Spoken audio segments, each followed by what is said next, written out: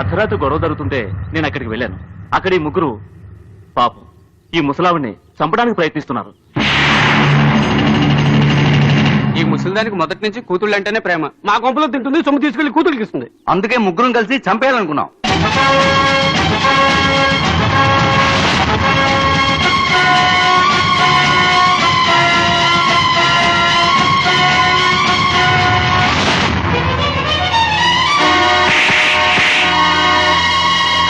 అమ్మా, నేనుండగా నీకెందుకమ్మా దిగులు? నేను నీ బిడ్డలాంటి వాణ్ణి. తల్లికి కూతుళ్ళైనా కొడుకులైనా అందరూ ఒకటే. మా ఆయన పోయాక 6 ఎకరాల పొలం వచ్చింది, బంగారం కూడా కాస్తొచ్చింది. అన్ని వీళ్ళకే ఇచ్చాను. మా ఆయన తద్దినం కోసం డబ్బులు కొంచెం దాచిపెట్టుకున్నాను. అయ్యి ఏళ్లే లాక్కున్నారు. పోయినే డబ్బు లేక ఆయన తద్దినం కూడా పెట్టలేదు. కూలీ నాలి పనిచేసి కూస్తో కాస్తో కూడబెట్టుకున్నాను. అయ్యి ఇయ్యమని హింస పెడుతున్నారు బాబు గారు. నేనివ్వనంటే ముగ్గురు కలిసి నన్ను చంపడానికి వచ్చారు. పర్లేదులే, ఎంతైనా వాళ్ళు నా కొడుకులేగా బాబుగారు. ఇవాళ కాకున్నా రేపైనా నేను చావాల్సిందానేగా. పాపం తెలియకేదో తొందరపడ్డారు. వాళ్ళేం చేయకండి బాబుగారు, వాళ్ళేం చేయకండి బాబుగారు. వెనకటికో తల్లికో కొడుకున్నాడు. కొడుకంటే ఆ తల్లికి ప్రాణం. కొడుక్కి పెళ్లి చేయాలని, మనవళ్ళనెత్తుకు ఆడించాలని ఆ తల్లి ఎన్నో ఆశలు పెంచుకుంది. కాని ఆ కొడుకు వ్యసనపరులైన స్నేహితుల కారణంగా ఒక వేశ్య వలలో చిక్కుకున్నాడు. ఏమిటలా ఉన్నావు? మిమ్మల్ని వదిలి వెళ్తున్నానుగా, అందుకో. ఏమైంది? అదా, నేను వ్యాధిగ్రస్తురాల్ని. అది నయం కావాలంటే బతికున్న మనిషి గుండె కావాలి. ఆ రక్తమాంసాల్ని నా ఒంటికి రాసుకుంటే తగ్గుతుంది. అంతే కదా, నా గుండెల్ని తీసుకో. మీరే లేనప్పుడు నేనెవరి కోసం బతకాలి? మరి ఏం చేయమంటావు? నేనొక సలహా ఇస్తాను, వింటారా? తప్పకుండా వింటానని మాట ఇవ్వండి. ఏమీ లేదు, మీ అమ్మగారికి వయసు అయిపోయింది కదా.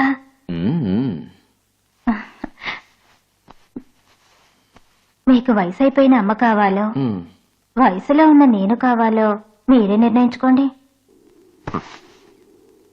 ఆ వేశ్య మీదున్న వ్యామోహంతో వాడు నమ్మాడు. తల్లి నిద్రపోతున్నప్పుడు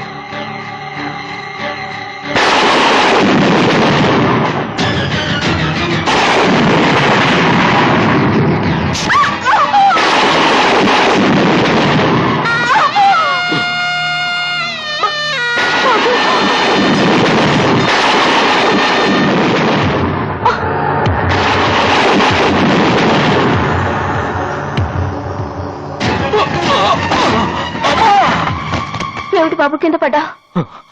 రక్తం కారుతోంది. నేను నిన్ను హత్య చేసి నీ గుండెని తీసుకువెళుతూ ఉంటే నాకు రక్తం కారుతోందని నువ్వు బాధపడుతున్నావా? నువ్వే నా గుండెవి. ఆ గుండెలో ఉంది నువ్వే బాబు. నేను చచ్చినా పర్వాలేదు, నువ్వు క్షేమంగా ఉండాలి బాబు. విన్నారుగా తల్లి మనసు ఎటువంటిదో. ఈ ప్రపంచంలో తల్లిని చంపే కొడుకుండొచ్చు, కొడుకును చంపే తల్లుండదు.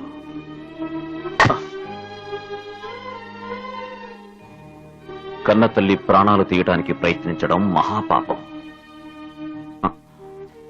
ఈ తల్లికి కొడుకుల మీదున్న ప్రేమ కోసం నేను సానుభూతి చూపిస్తే న్యాయానికి అన్యాయం చేసిన వాణ్ణవుతాను. అందువల్ల ఇలాంటి అపరాధం ఇక ముందు ఎవ్వరూ చేయకూడదని హెచ్చరిస్తూ ఈ ముగ్గురికి తలలు గొరిగి గాడిద మీదెక్కించి ఊరంతా ఊరేగించాల్సిందిగా తీర్పిస్తున్నాను.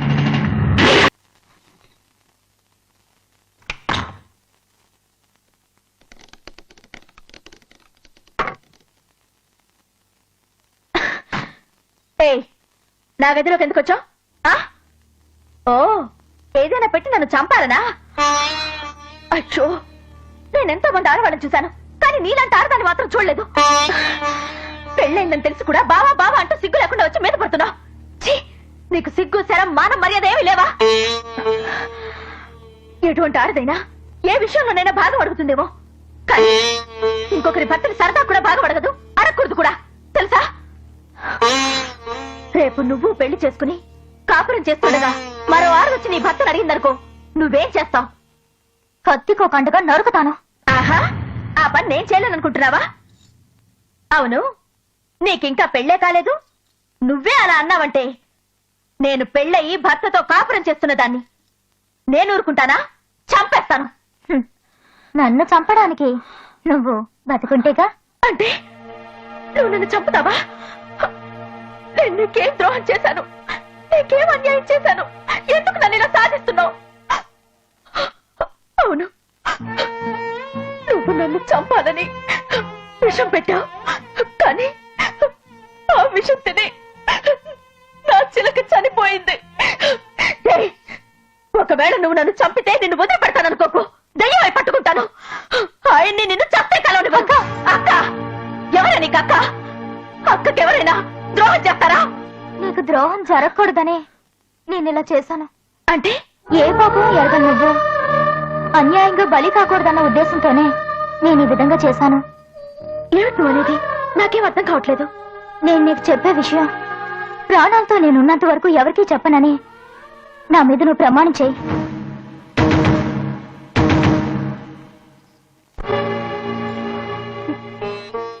నాకు బావంటే ప్రాణం. నేను బావను ప్రేమించింది నిజం.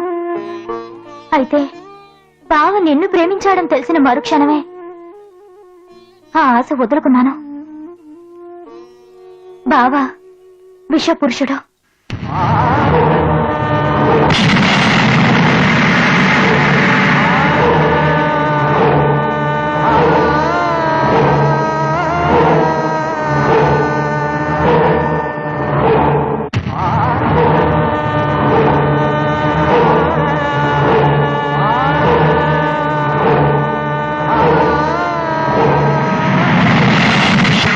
నువ్వు బావ కలుసుకోవడం జరిగితే నువ్వు బతకవు. నీకింకా నా మీద నమ్మకం కలకపోతే నీ ముద్దుల చిలక ప్రాణం తీసి నీ పండు తిని నేను నీ ముందే నా ప్రాణాలు తీసుకుంటాను. వద్దు నందిని, వద్దు. అక్క, బావ దేవుడు లాంటివాడు, ఈ ఊరికి ధర్మాధికారి, అందరి మేలు కోరేవాడు, చెడు కల్లో కూడా తలవనివాడు. అలాంటి దేవుడు హంతకుడు కాకూడదు. అక్క, నువ్వు చావకూడదక్క, నువ్వు చావకూడదు. నందిని, నీ మనసు అర్థం చేసుకోలేక నిన్నెంతో బాధ పెట్టాను. నన్ను క్షమించమ్మా. అక్క, బావస్తున్నాడు. చేసిన ప్రమాణం మర్చిపోకు.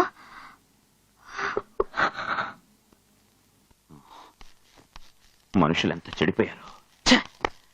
9 నెలలు మోసి కని పెంచిన తల్లికి పట్టడమే పెట్టడానికి ఏడుస్తున్నారు.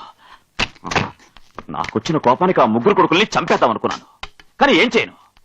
ఇదిగో ఈ స్థానంలో కూర్చున్నాను.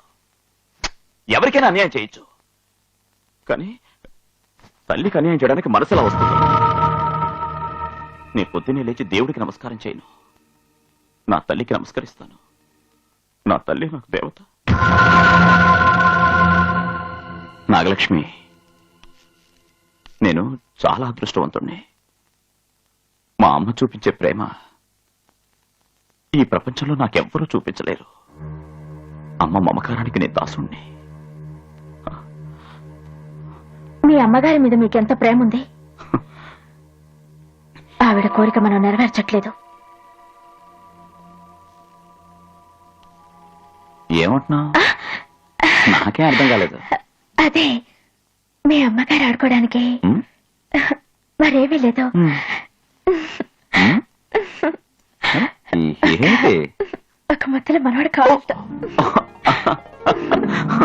ఊరి విషయాలు ఆలోచిస్తూ నీ విషయం మర్చిపోయాను. గుడికి వెళ్ళొచ్చిన తర్వాత ఇంట్లో ఉన్న దేవుణ్ణి కాదని గుళ్ళో ఉన్న దేవుడి కోరికలు తీరుస్తానంటావు. ఈ పతి దేవుడి ముచ్చట తీరిస్తేనే నీకు కువా కువా కలిగేది. నిజమేనండి, నేనే మర్చిపోయాను. మంచి భర్త దొరికితే వారితో కలిసొచ్చి 101 కొబ్బరికాయలు కొడతానని ఆ తల్లికి మొక్కుకున్నాను.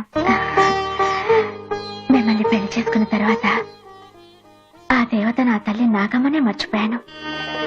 ఇవాళిద్దరం వెళ్ళి ఆ మొక్కు తెచ్చుకొద్దామండి. ఏమండి? అమ్మగారు ఛీ! రా.